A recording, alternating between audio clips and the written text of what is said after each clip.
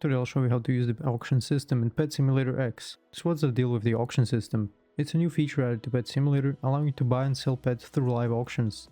They last 60 seconds, and if someone bids within the last 15 seconds, the timer resets to 15 seconds to make it fair. You can only auction off huge or titanic ones for now.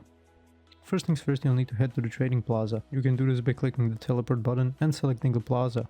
Once you're there, you'll see a massive auction board. Here's how you can bid on pets. Check on the current auction section to see which pet is up for bidding. Look at the starting price and place your bid, which is higher than the current one. If your bid is the highest when the timer runs out, you've won the pet. If you want to sell them, click on List Pet.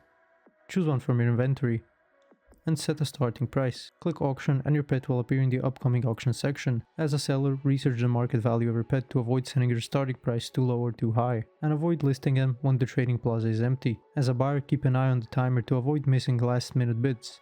And always have extra diamonds in your inventory for bidding wars. Look at similar auctions to gauge the right price. Thanks for watching. If this video was helpful, please like and subscribe to our channel for more tips and tutorials. See you next time.